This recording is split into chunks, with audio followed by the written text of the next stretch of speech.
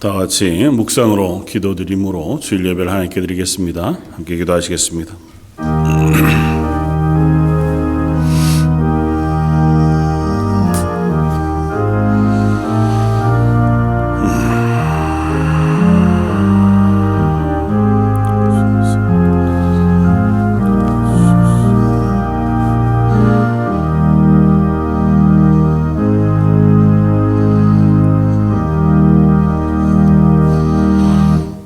여호와여, 주께서 나를 살펴보셨으므로 나를 아시나이다. 주께서 내가 앉고 일어섬을 아시고 멀리서도 나의 생각을 밝히 아시나이다. 내가 주의 영을 떠나 어디로 가며 주의 앞에서 어디로 피하리이까? 내가 하늘에 올라갈지라도 거기 계시며 수월에 내 자리를 펼지라도 거기 계시니이다. 내가 새벽 날개를 치며 바다 끝에 가서 거주할지라도 거기서도 주의 손이 나를 인도하시며 주의 오른손이 나를 붙드시리이다. 아멘. 하나님 앞에 우리의 모든 인생이 하나님의 손을 떠나 살 수 없고 하나님의 눈을 피해 살 수 없음을 고백합니다. 또한 그 하나님께서 저희를 늘 붙드시고 인도하셔서 또 예배의 자리에 서며 하나님을 기뻐하며 사는 삶의 자리에 서는 줄 믿사오니 이 예배의 자리에서 하나님의 은혜를 구하며 하나님을 높이고 예배하는 모든 성도들에게 하늘의 충만한 것으로 임재하여 주옵소서. 모든 말씀 예수님 이름으로 기도드립니다. 아멘. 전능하사 천지를 만드신 하나님 아버지를 내가 믿사오며 그 외아들 우리 주 예수 그리스도를 믿사오니 이는 성령으로 잉태하사 동정녀 마리아에게 나시고 본디오 빌라도에게 고난을 받으사 십자가에 못 박혀 죽으시고 장사한 지 사흘 만에 죽은 자 가운데서 다시 살아나시며 하늘에 오르사 전능하신 하나님 우편에 앉아 계시다가 저희로서 산 자와 죽은 자를 심판하러 오시리라. 성령을 믿사오며 거룩한 공회와 성도가 서로 교통하는 것과 죄를 사하여 주시는 것과 몸이 다시 사는 것과 영원히 사는 것을 믿사옵나이다. 아멘. 찬송가 28장을 함께 찬양하시겠습니다.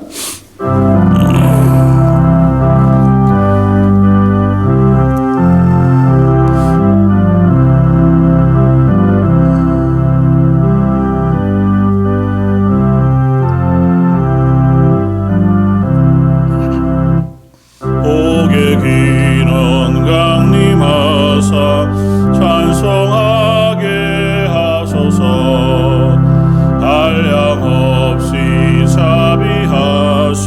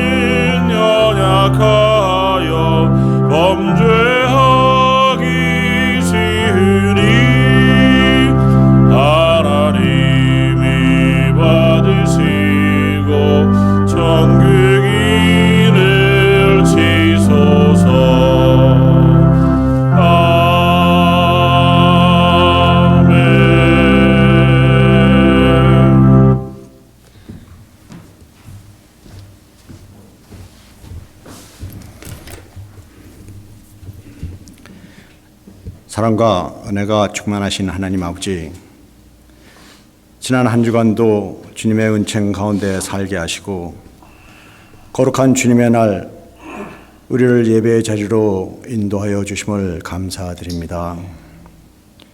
이 예배가 신령과 진정으로 드려진 예배, 하나님이 받으시기에 합당한 예배로 드려지게 축복하여 주옵소서.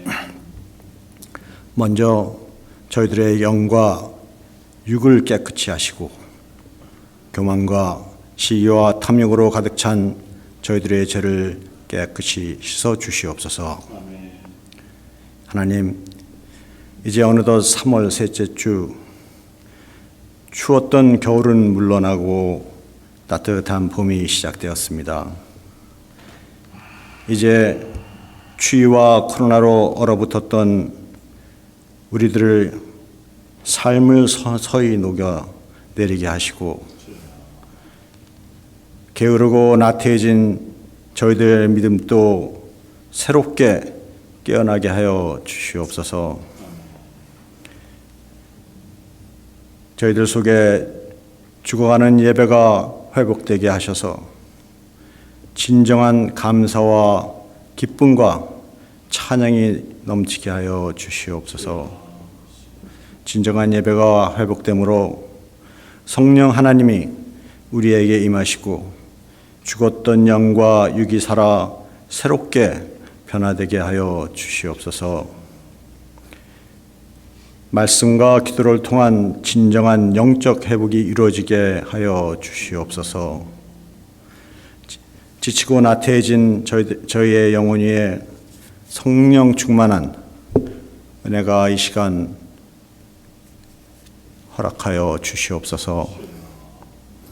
이 시간 주시는 새로운 믿음과 능력으로 우리 모두 한마음 한뜻이 되어 주님을 섬기고 주님이 우리 교회에 주신 사명을 이루어 나가는 저희들 되게 하여 주시옵소서. 겸손히 형제, 자매, 이웃을 섬기며 사랑하게 하옵시고 주 안에서 구원을 이루게 하여 주시옵소서. 하나님, 사순절 기간입니다.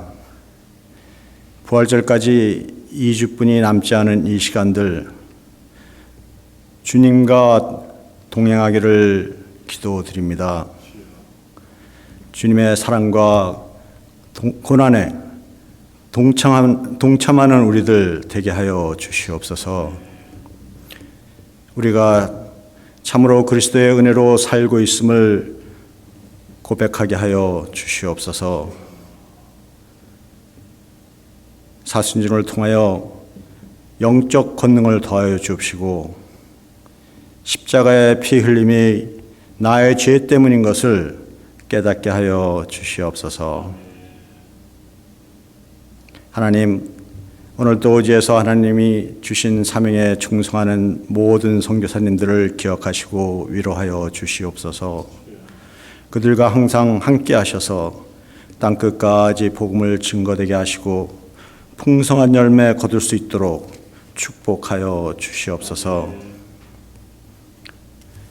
하나님, 기도로 준비하신 목사님의 말씀이 선포될 때에 말씀 속에 함께 하시는 하나님의 능력으로 우리의 삶이 거듭나는 삶이 되게 하여 주시옵소서. 우리의 영혼이 평안화되고 회복되고 치유되는 역사가 일어나게 하여 주시옵소서. 영육 간의 강건함을 주시고 성령의 능력으로 함께하여 주시옵소서. 하나님, 오늘도 아픈 몸으로 고생하고 있는 성도들 있습니다. 주님의 귀한 능력의 손으로 만져 주시옵시고 완전하고 건강한 몸으로 회복시켜 주시옵소서. 오늘도 예배를 위하여 사랑과 헌신으로 주님을 섬기는 성도들에게 복에 복을 더하여 주옵시고 맡겨진 사명에 충성을 다하고 주님의 뜻을 이루는 복된 성도들 되게 하여 주옵소서. 특별히 기도학교는 오랫동안 EM을 인도할 목회자를 기도하며 찾고 있습니다. 주님이 준비하신 선한 목자를 하루속히 보내주시옵소서. 저희들이 가지고 나온 모든 기도 제목들 주님 들으시고 주님 뜻 안에서 좋은 것으로 이루어 주시옵소서. 예배의 시종을 주님께 맡겨며 예수 그리스도의 이름으로 기도드리옵나이다.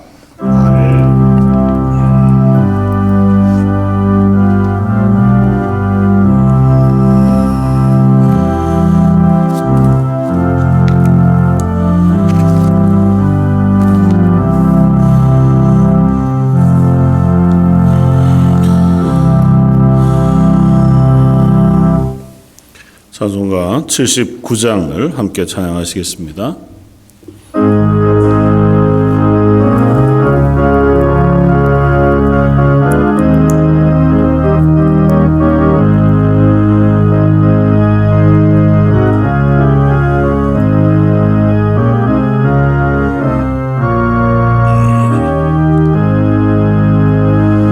주 하나님 지으신 모든 세계 내 마음속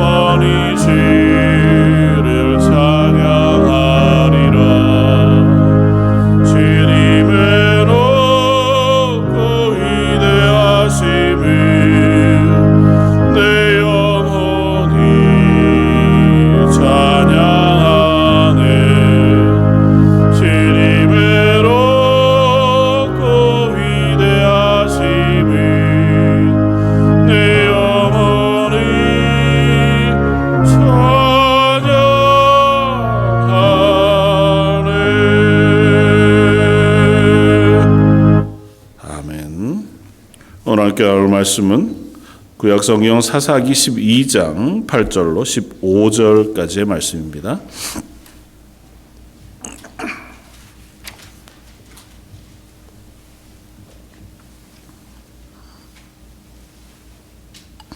구약성경 384쪽에 있는 말씀 사사기 12장 8절로 15절까지의 말씀입니다.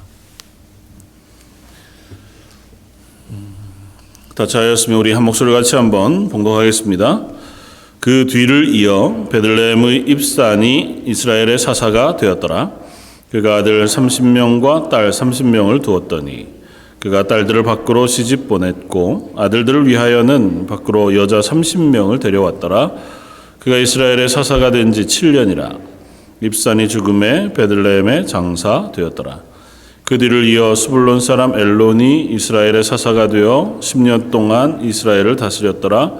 스불론 사람 엘론이 죽음에 스불론 땅 아얄론에 장사되었더라.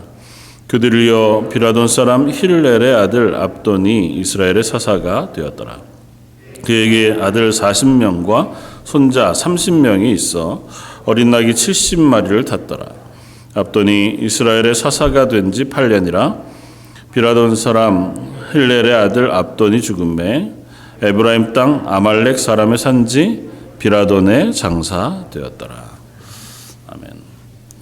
오늘은 사사기 말씀 가운데서 특별히 세 명의 어떻게 보면 이름 없는 세 명의 사사들의 기록 이야기들을 보면서 내 인생에 대한 리뷰라고 하는 제목을 가지고 한번 말씀을 묵상해 보기를 원합니다.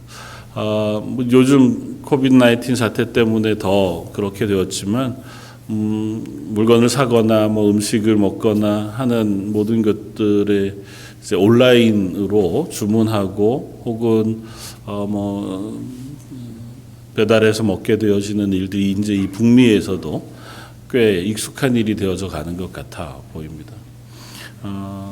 그러다가 보니까 이제 자주 접하게 되어지는 것들이 이제 리뷰인데요. 뭐 물건을 사려고 하면 온라인 뭐 같은 데에서 이 물건이 괜찮은지 아닌지 알 수가 없잖아요. 그러니까 산 사람들이 그것에 대해서 리뷰를 다는 거죠. 이 물건을 샀더니 어떻더라, 참 좋다. 그래서 뭐 흔히 별점으로 표시되어 별 5개 중에 뭐 4개 4.5, 뭐 10점 만점에 9점, 뭐 평균 그렇다더라. 그래서 1000명이 혹은 10,000명이 뭐 이렇게 달아놓은 리뷰들을 보면서 대충 이 제품이 어느 정도 사람들에게 평가를 받는구나를 짐작해 보면서 나도 이제 그 물건을 살 건지 말 건지 결정을 하고, 뭐 음식 같은 경우도 좀 그렇죠. 그래서 이렇게 리뷰가 남겨진 걸 보고 이 음식 좀 시켜 먹어도 맛있겠구나 뭐 이렇게 보통은 생각을 하죠. 그러니까 그게 꼭 이렇게 온라인으로만이 아니더라도 사람 사이에서의 서로 입소문이든 뭐 이런저런 이야기들이든 그런 것들을 통해서 내가 직접 그 사람을 알지 못해도 혹은 그 물건, 그 음식을 알지 못해도 그것에 대한 인포메이션을 얻을 수 있고 또 그것이 유용하게 사용되어지기도 하는 것을 봅니다. 물론 이제 폐해들도 있죠. 악의적인 마음을 품고 전혀 원치 않는 또 그 사실과 다른 이야기들을 그렇게 올려서 실제로 일하시는 분들에게 큰 피해를 주거나 어려움을 겪게 하는 일들도 없지 않아서 조금은 우리가 조심스러운 부분들이 많이 있는 것들이 사실입니다. 뭐 우리가 일상에서 만나는 것들은 그렇다 치더라도 우리 인생을 놓고 만약에 평가를 한다면 뭐 그냥 일상에서도 우리가 사람들을 소개할 때 이 사람은 어떤 사람이야 보통은 그렇게 소개할 때 그 사람의 출신이나 뭐 했던 일이나 지금 하고 있는 일이나 뭐 그런 것들을 주로 이야기하게 되잖아요. 그리고 좀 더 뭐 자세히 소개하면 뭐 나랑 오래 알았는데 성격은 어떻다 뭐 이런 쪽에 실력이 있다 뭐 이런 것들로 서로를 소개해서 관계 맺는 데에 있어서 사전에 그 사람에 대한 인포메이션을 얻기도 하고 혹은 조금은 도움을 받기도 하게 되죠. 거기서 그치는 게 아니라 내 인생 전체로 따져본다면 과연 내 인생에 대한 평가 혹은 어떤 리뷰처럼 누군가가 나를 바라본 시선을 기록해 놓거나 하는 것이 있다면 우린 조금 고민이 될 것 같아요. 그러니까 사람들은 과연 나에 대해서 어떻게 평가할까? 나라는 사람에 대해서 어떤 말로 나를 표현하고 있을까? 보통은 이제 한 사람의 인생이 마무리되어지고 나면 후대가 그 인생에 대해서 주로 평가하잖아요. 자기의 말이든 후대의 말이든 묘비명으로 새겨진 그 사람에 대한 평가가 있는가 하면 역사 속에 기록되어져 있는 어떤 사람들에 대한 평가들이 있고 꼭 많은 사람들에게 알려지지 않는다 하더라도 주변 몇몇 사람들에게라도 그의 죽음 앞에서 그 사람에 대한 평가들을 하게 되고 평가라기보다 그 사람을 추억하고 기억하고 이야기하면서 그 사람과 관련되어진 생각들을 우리가 나누게 됩니다. 뭐 사람들 사이에서야 그것이 좋은 평가일 수도 있고 또 때로는 우울한 혹은 가슴 아픈 평가 혹은 기억일 수도 있지만 하나님 앞에 선다고 생각하면 그것은 우리가 조금 더 유의해서 우리의 삶의 모습을 하나님 앞에 내어놓을 수 있으면 좋겠다 생각이 되었습니다. 하나님 앞에 내 인생을 다 마무리하고 그 앞에 섰을 때 하나님이 나를 향하여 하시는 평가가 무엇일까? 결국은 그것이 우리가 인생을 살아갈 때에 조금은 고민하면서 내 인생을 결정해야 가야 할 이유가 되기도 하는 것 같아 보입니다. 예수님의 비유의 말씀처럼 하나님 앞에 섰을 때 잘했다, 착하고 충성된 종아라고 평가를 들을 수 있다면 너무너무 감사한 일이겠지만 하나님 앞에 섰는데 악하고 게으른 종아라고 평가를 듣는다면 그보다 더 두려운 일은 없을 것 같거든요. 하나님 앞에 섰을 때 우리는 누구라도 그 앞에 평가를 피할 길은 없습니다. 이 세상에서야 우리가 살아가는 동안 뭐 오늘 지나면 내일이고 어제의 실수는 오늘 내가 또 만회할 수 있을 것 같고 또 남들이 잘 모르는 내 모습들은 그냥 덮어서 넘어갈 수 있을 것 같지만 하나님 앞에 섰을 때 하나님 우리의 중심을 보시는 분이시고 내가 은밀히 행하는 모든 것까지를 아시는 분이셔서 내가 겉으로 누군가에게 한 행동과 말뿐만 아니라 내 속 마음속에 있는 의도와 생각 그리고 내 모든 것을 다 아시는 하나님 앞에서 내가 심판받는 것이고 평가받는 것이라고 생각한다면 오늘 우리가 살아가는 오늘 하루를 그 하나님 앞에서 조금은 더 진지하게 또 신실하게 살아가야 할 이유가 되겠다 생각이 되었습니다.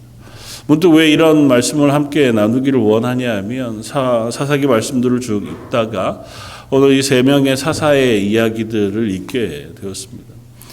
저희가 읽어본 것처럼 세 명의 이 사사는 잘 모르는 사람들이 사사기 그러면 제일 먼저 기억나는 사람 뭐 삼손, 기드온, 뭐 드보라 이런 사람들이 우리의 기억에 떠오르고 이런 이름들은 들어본 적이 별로 없거든요. 입산, 엘론, 뭐 또 압돈 혹시 들어보신 기억이 한 번이라도 있으신가요? 이런 사람이 사사로 있었다더라. 전혀. 왜냐하면 아주 짧게 그냥 언급하고 지나가거든요. 그리고 이 사람에 대한 기록은 성경이 별로 많은 것을 기록하지 않아요. 근데 이 말씀을 쭉 읽다가 이 사람들은 사사였습니다. 그렇다고 해서 이 사람들의 사사로 섬긴 기간이 짧았느냐? 그렇지 않아요. 오늘 처음 나온 입산이라고 하는 사람이 이스라엘의 사사가 되어서 섬기는 시간이 7년인데요. 이 입산 바로 앞에 사사였던 사람이 입다라고 하는 사사예요. 그가 섬긴 기간이 6년이에요. 그러니까 입다의 기록은 꽤 길게 나오거든요.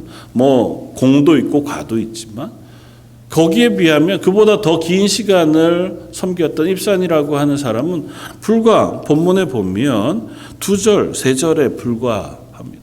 그것도 그가 사사로 세워 베들레헴에서 사사가 되었다는 기록과 베들레헴의 장사가 되었다는 기록 죽어서 그러니까 사사가 되어서 7년을 섬기다 죽었다고 하는 기록을 빼면 유일하게 남는 기록이 9절이에요. 그게 뭐냐 하면 그가 자기의 자녀 아들 30명, 딸 30명이 있었는데 딸 30명은 밖으로 시집을 보내고 아들 30명은 밖에서 며느리를 데려다가 결혼시켰다가 끝이에요.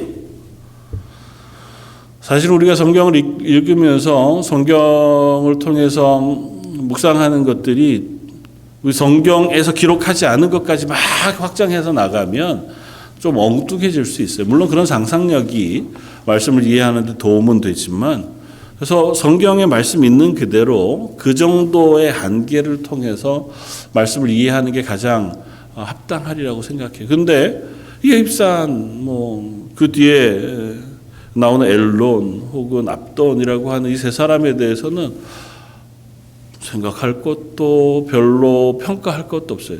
성경이 그들에 대해서 기록한 건 이게 다예요. 세 사람을 통틀어도 세 사람 다 그냥 사사라로 세움을 받았다. 그리고 중간에 엘론이라는 사람을 제외하고는 앞뒤에 있는 두 사람을 기록할 때 핵심이 되는 건 자녀들이에요. 자녀를 많이 낳았다. 한 사람이 낳지는 않았겠죠.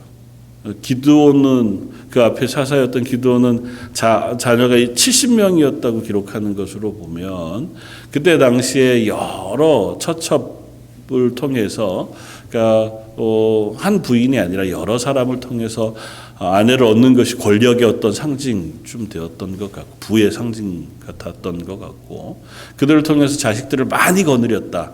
그리고 압돈의 이야기를 보면 그 아들과 손자들을 어린 나귀를 태웠다고 기록해요. 어린 나귀를 타는 건 되게 부유한 집안에서 자녀들이 하는 일들로 그냥 상징적인 표현이에요.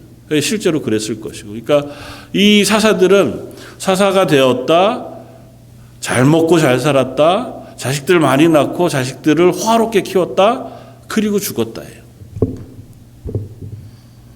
성경이 사사에 대한 평가를 하는데 그 사사에 대해서 이렇게 평가하고 있다는 것입니다. 이스라엘의 사사는 우리가 사사기를 통해서 더 많겠지만 우리에게 들려주는 사사들의 이야기 12명입니다. 그 중에 보통은 사사기의 큰 사건들로 기록되어져 이스라엘을 구원한 사사들. 사사기의 내용 보통 이렇거든요. 이스라엘이 하나님을 떠나 우상을 섬기고 하나님을 잊어버렸을 때에 하나님께서 이스라엘을 징계하세요. 그래서 하나님이 이방 민족에게 이스라엘을 파십니다. 이방 민족의 압제 가운데 이스라엘이 고난당하다가 비로소 그 아픔 속에서 하나님 앞에 부르짖어요. 하나님 죽겠습니다. 고쳐주십시오. 우리를 살려주십시오. 하나님이 사사를 세우세요. 사사가 그 이방 민족과의 싸움에서 이스라엘을 구원해내요. 그러면 이스라엘이 평안을 얻고 얼마 지않아서 이스라엘이 또 하나님을 떠나요. 그러면 하나님이 또 이스라엘을 징계하시고 징계를 못 이겨서 하나님 앞에 기도하면 하나님 또 사사를 보내시고 그 사사가 이스라엘 구원. 사사기는 정말 단순하게 이 이야기의 반복이에요. 그러니까 사사기 전체 내용을 한마디로 압축하면 사사기 21장 25절 마지막 사사기를 맺음하면서 우리에게 들려주는 이야기.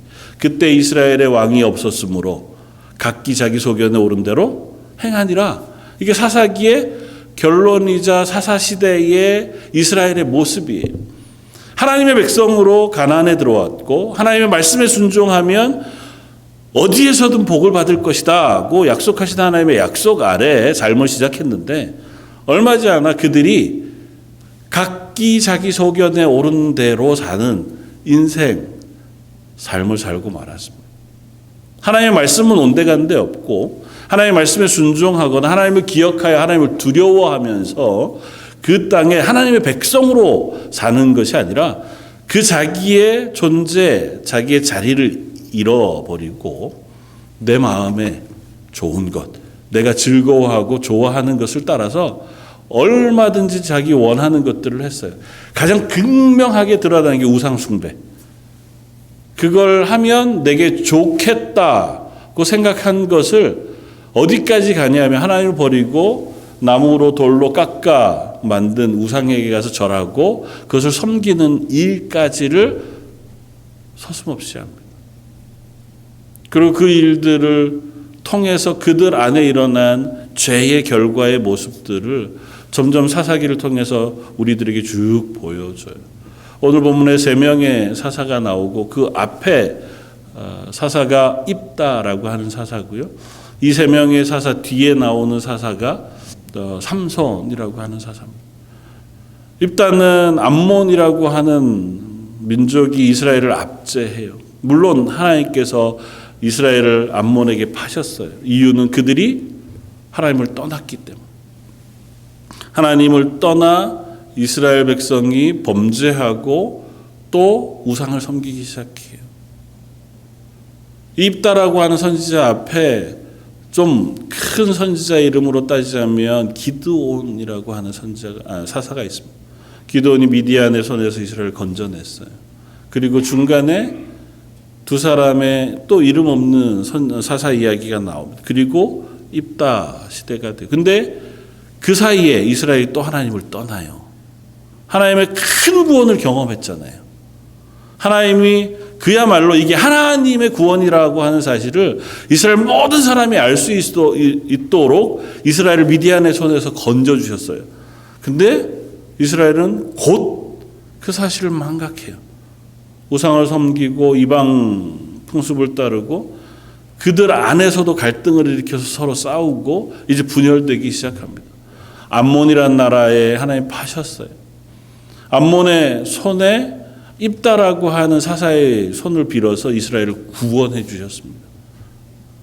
그리고 나서 이야기가 오늘 우리가 읽었던 12장 앞쪽에 나와요. 입다가 암몬으로부터 이스라엘을 구원하고 6년간 이스라엘의 사사가 되었어요. 그런데 그 암몬과의 전쟁에 승리하고 돌아온 입다를 향해서 한 지파가 나옵니다. 에브라임 지파 사람들이 이 입다에게 쫓아와요. 그리고는 항의합니다. 그게 12장 앞쪽에 나오는 얘기예요. 왜 항의하냐? 야, 네가 암몬과 전쟁하러 나갈 때 우리를 왜 빼놓고 나갔냐는 거예요. 네가 나를 빼놓고 나갔으므로 우리 지파가 너의 집을 멸할 것이다. 이 말이 안 되잖아요. 입다가 사사였고 이스라엘을 위하여 암몬과 싸워서 승리했습니다. 그것도 이스라엘의 장로들이 암몬의 그 압제를 견디다 못해서 암몬과 싸워야 되는데 싸울 사람이 없어요. 그래서 찾다가 찾은 사람이 입다였습니다. 입다는 이스라엘에서도 별로 인정받지 못하던 사람이었어요.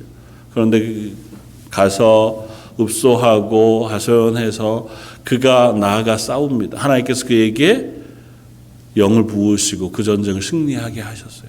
그랬으면 감사하다 생각해야 할 사람들인데 그 앞에 가서 우리 빼놓고 그 전쟁을 했다고 항의하면서 니네 죽여버릴 거라고 위협합니다. 이유는 에브라임 지파는 항상 지금 그때 당시 가장 강력한 공동체 지파였어요. 근데 자기들이 주도권을 잡아야 되는데 이 주도권을 입다 길르앗 사람들 그들이 잡은 것 같단 말이죠. 그러니까 자칫 잘못하다가는 이 나라의 헤게모니를 우리가 뺏길 것 같아요. 그래서 저 입다라고 하는 사사를 없애버리고 우리가 그 자리를 차지해야겠다. 그래서 에브라임과 길르앗 사람들 사이에서 전쟁이 일어납니다. 길르앗 사람이라고 표현되어진 사람들은 므낫세 반지파와 갓지파, 요단 동편에 모세로부터 땅을 얻었던 사람들이에요. 므낫세는 누구냐면 요셉의 아들 에브라임과 므낫세 두 사람이 요셉 지파가 둘로 나뉘어서 에브라임과 므낫세가 됐어요. 다시 말하면 에브라임과 싸우는 길르앗은 자기 형제와 싸우는 거예요. 자기 형제와 싸워서 결과가 어떻게 됐냐? 길르앗이 에브라임 사람들을 다 죽입니다. 4만 명이 넘는 사람들이 그날 전사해요. 엉뚱하게 싸움 걸러 갔다가 억울하게 말도 안 되는 죽음을 당하고 마는 이야기가 12장 앞쪽에 기록돼요. 이것이 그때 당시 사사시대의 이야기예요. 동족 간에 싸우는 것도 모자라서 말도 안 되는 일로 트집 잡아서 형제끼리 싸워서 4만 명이 넘는 사람이 죽음을 당하는 그와 같은 시대가 사사시대. 지금 그 시대에 사사로 세움을 받은 사람이 누구냐면 입산이라고 하는 사람. 그들을 위해서 엘론, 그들을 위해서 압돈이라는 사람이 사사로 세움을 받아서 7년, 10년씩 이스라엘을 다스렸습니다. 그런데 그들의 다스림의 기간 동안 성경이 그들에 대해 기록하고 있는 바는 단 하나예요. 자식들을 많이 낳았다. 배불리 먹고 잘 살았다. 그리고 자식들을 호의호식하게 키우다가 죽었다. 어떠세요? 이 사람들을 향한 성경의 평가를 어떻게 읽으십니까?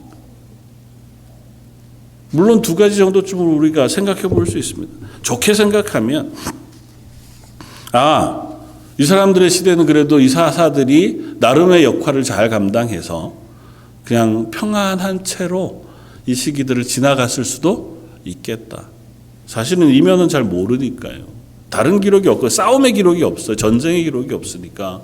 이들이 사사기라도 한데 사산들인데 사사들이 자식을 많이 낳고 부유하게 살 만큼 당대 이스라엘이 그래도 비교적 평안한 시기를 보냈다. 뭐 그렇게 해석할 여지가 없는 것도 아니에요. 물론 성경이 이들에 대해서 이렇게 기록했다고 해서 이들이 사사로서 악하게 행했다거나 범죄했다거나 하는 이야기도 우리가 성경을 통해서 읽을 수 없으니 혹 그렇게 볼 여지도 없지는 않습니다. 그러나 또 다른 한편에서 우리가 생각해 본다면 이들을 향한 기록을 통해서 이들이 사사로서 과연 그 역할을 잘 감당했는가에 대한 질문을 해볼 만해요. 앞서 우리가 살펴본 것처럼 이들이 사사로 부름받았던 때는 암몬과의 전쟁이 끝나고 나서 이스라엘 안에서 에브라임과 길르앗 사이에 싸움이 일어나 사람들이 죽었던 시기예요. 그로부터 얼마 지지 않았으니 이스라엘이 그때부터는 평안했다더라 이렇게 이야기하기가 쉽지 않습니다. 그리고 이들 사사시대가 끝나고 나서 삼손 이야기가 시작될 때는 이미 블레셋이라고 하는 민족에 의해서 이스라엘이 압제받았던 시기예요. 블레셋에 의해서 무려 40년이 넘는 동안 이스라엘이 어려움을 겪어요. 그러니까 다시 말하면 이 사사들의 시대에도 암몬, 블레셋에 의해서 끊임없이 어려움을 당하던 시기. 입다의 이야기를 끝으로 이스라엘이 회개해서 하나님 앞에 믿음으로 잘 섰다더라 그런 기억이 없어요. 삼손의 때에 보면 이스라엘이 이미 하나님과 멀리 떨어져 있는 채로 여전히 살고 있습니다. 사사시대가 점점 더 악을 향해 치달아가고 있어요.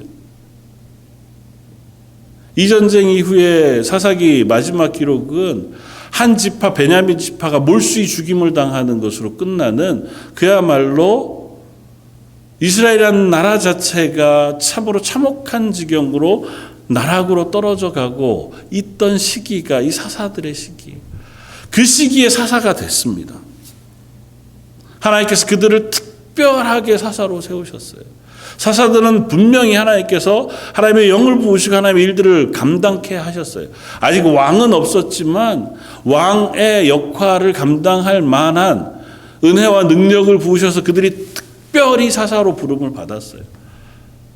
그랬는데 그들의 인생에 대한 기록, 평가가 어떻다고요? 자식들을 많이 낳았다.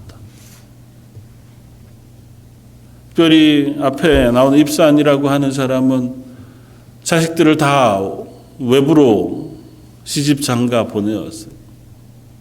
딸들은 다 타국으로, 타지로. 여기에 밖으로라고 표현되어져 있는 단어는 뭐 기본적으로는 외국 이방 민족으로 이해해요. 그러나 좀 더 소극적으로 사사니까 그렇게까지 하나님이 금하신 것을 하시지는 않았겠다고 생각하면 다른 지파 뭐 그렇게 이야기해도 크게 틀리지 않은 본문이어서요. 혹은 다른 지파들에게든 혹은 이방이든 하여튼 그들에게 시집을 보내고 거기에서 며느리를 얻어 자기 아들들을 결혼시켰어요. 가장 좋게 해석하면 그나마 이스라엘의 평안을 유지하기 위해서 힘의 균형을 유지하기 위해서 각 지파에게 정략 결혼을 시킨 정도쯤으로 이해하면 입산의 기록을 가장 좋게 이해할 수 있습니다.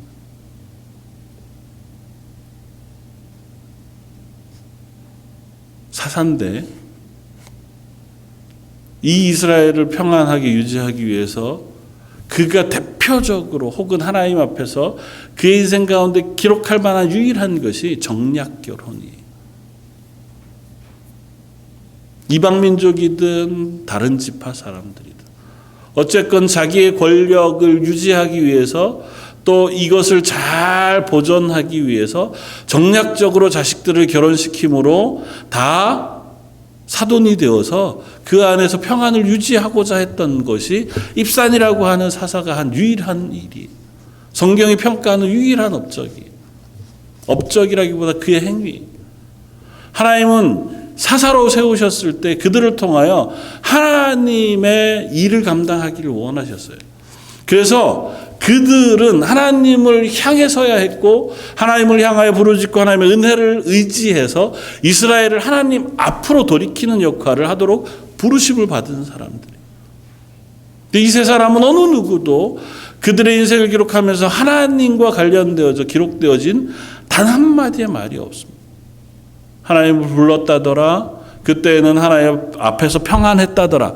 그냥 인생을 한 절로 끝난다 하더라도 그 사사 시대에는 하나님 앞에 이스라엘이 평안했다더라. 그렇게 기록할 수 있잖아요. 하나님 앞에 그래도 사사로서의 역할을 잘 감당했다면. 그렇지 않아요. 그냥 사사가 되었다더라. 죽었다더라. 정략적으로 자식들을 결혼시켜서 그것으로 이스라엘의 평안을 유지하려고 했다더라. 마지막 압돈이라고 하는 사람은 자기의 자식과 손자들을 위하여 어린 나귀를 태웠다더라. 자식들을 호의호식하는 데에 그의 초점이 있어요. 권력을 누렸어요. 이건 하나님께서 금하신 이스라엘의 왕의 역할을 스스로가 점점 차지하고 있는 거예요. 권력을 자기에게로 집중시키고 있는 거예요. 하나님을 향하여 서야 할 그 시기에 그는 하나님을 바라보게 한 것이 아니고 내가 힘을 가지고 이 이스라엘을 다스리겠다라고 착각하는 인생을 산 거예요.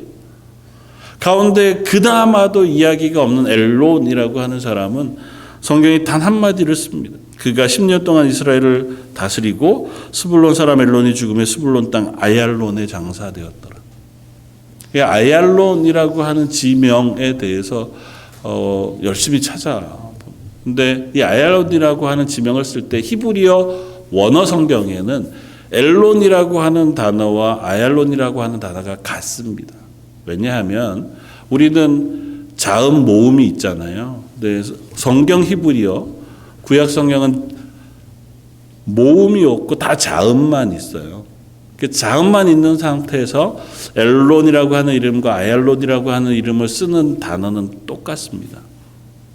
그래서 이 아얄론이라고 하는 도시는 필경 엘론이라고 하는 이 사사가 세운 성이든 아니면 그의 이름을 붙여서 수도로 삼은 도시이건 그럴 것이다라고 이해하고 보통은 그것이 정확한 학설로 받아들여집니다.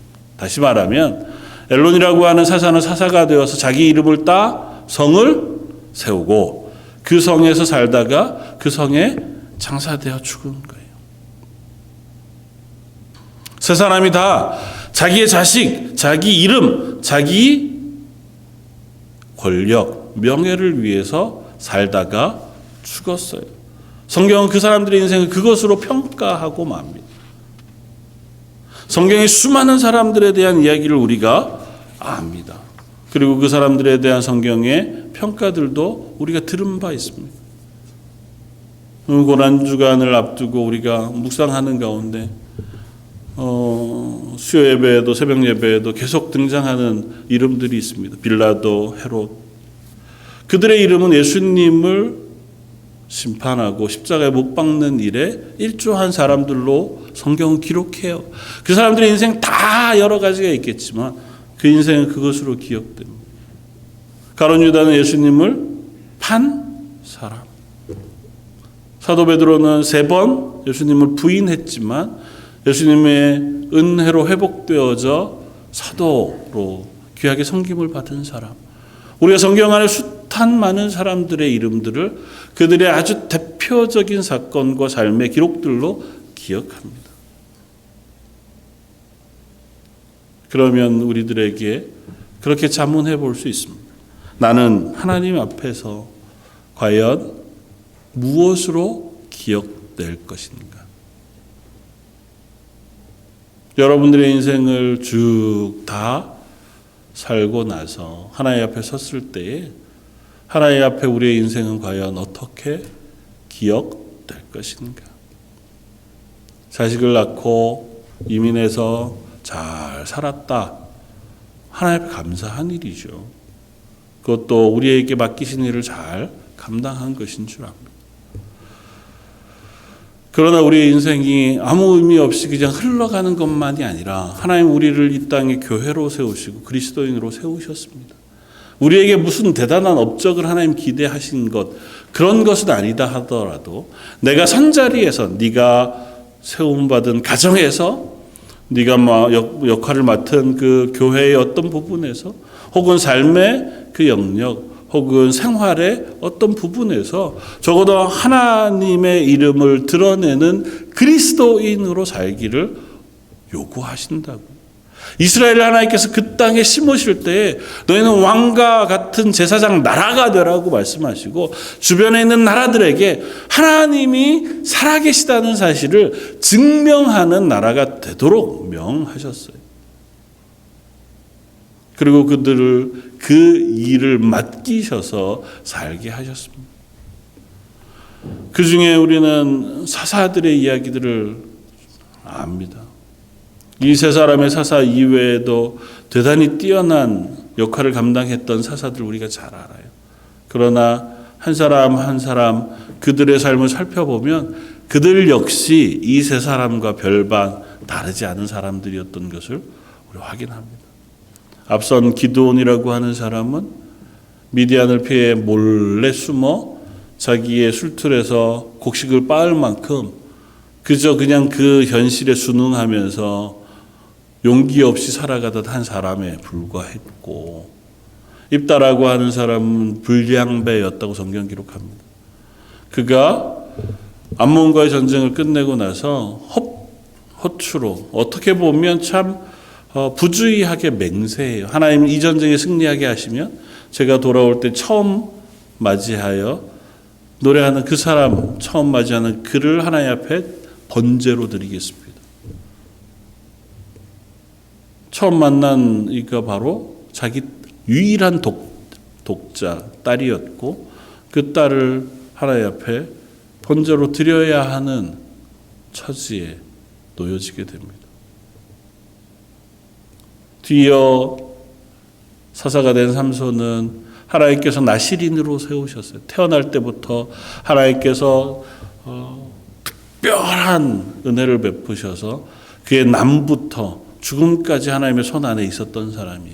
그러나 그가 살아가면서 기록한 인생의 기록의 대부분은 여인을 즐겼고 이방 여인과의 만남에 그의 삶의 대부분을 보낸 것처럼 우리는 성경을 읽을 수 있습니다.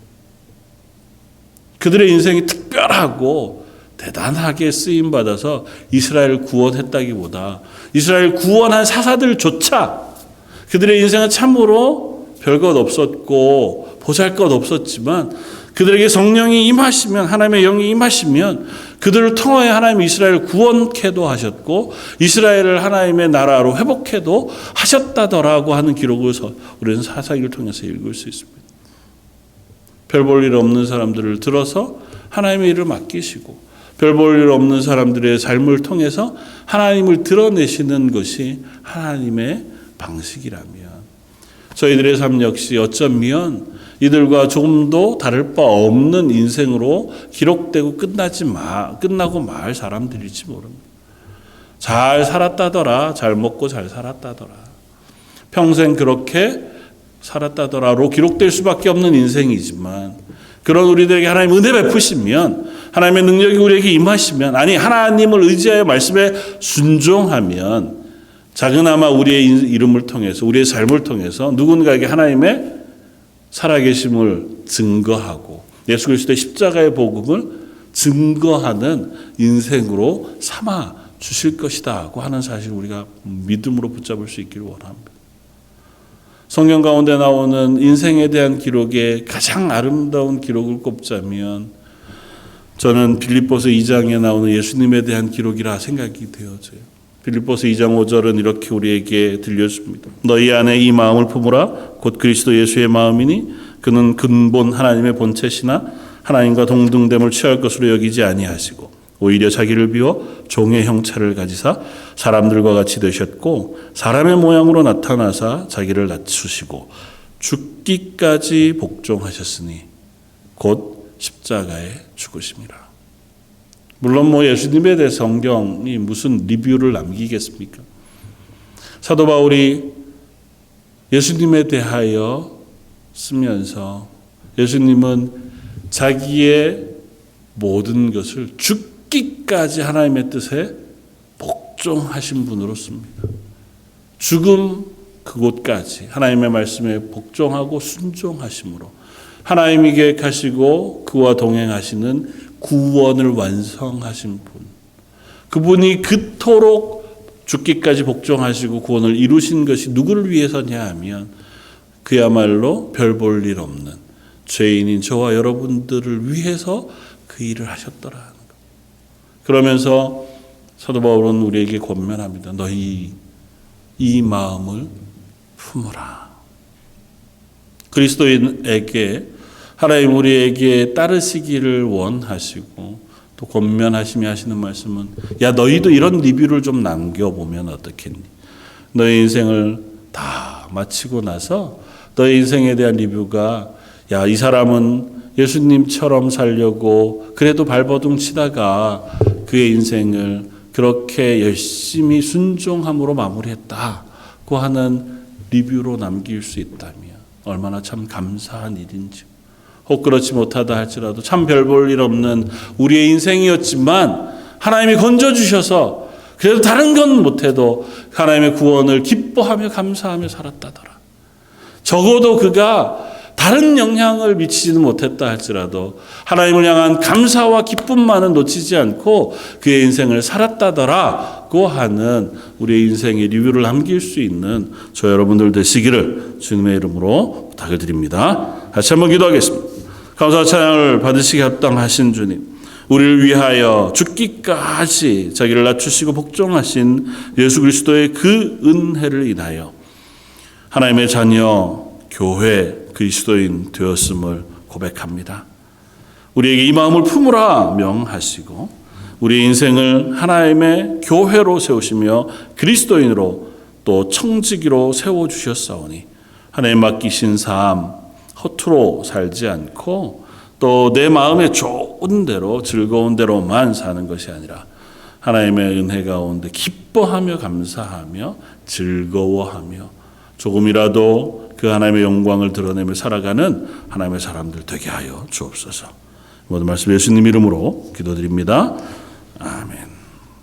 찬송가 428장을 함께 찬양하시겠습니다.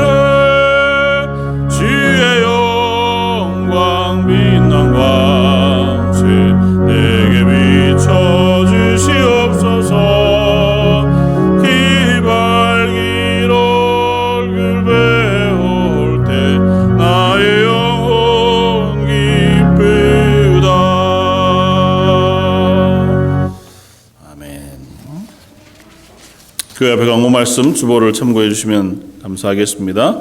1부, 2부로 계속해서 대면 예배로 드립니다. 특별히 1부에는 EM 예배실에서, 또 2부에는 주일학교가 EM 예배실에서 함께 모여서 예배를 드립니다.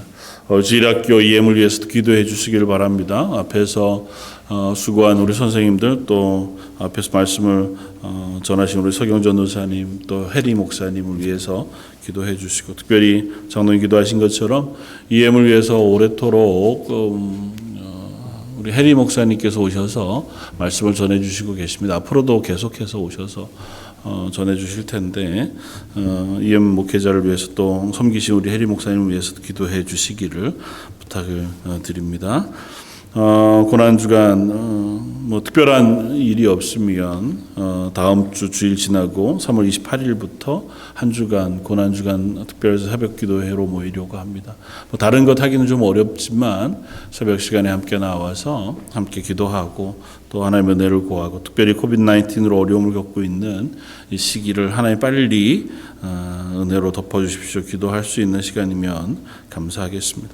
수요예배, 새벽 예배, 또 성경 쓰기 말씀 묵상하는 일 기억하시고 함께 동참해 주시면서 믿음으로 이 시기를 잘 이겨나갈 수 있는 저와 여러분들 되시기를 부탁을 드립니다. 이상입니다. 제가 한번 기도하겠습니다. 지금은 우리 주 예수 그리스도의 무한하신 은혜와 아버지 하나님의 그 크신 사랑하심과 성령의 위로 교통하시고 우리에게 은혜 베푸셔서 이 땅에 하나님의 영광을 위하여 하나님의 이름을 높이며 그 구원을 기뻐하며 살아가게 하여 주심이 머리 숙여 예배하는 모든 성도들과 그들의 자녀와 가정과 하는 일들 위에 지금부터 영원까지 함께 계실지어다. 아멘.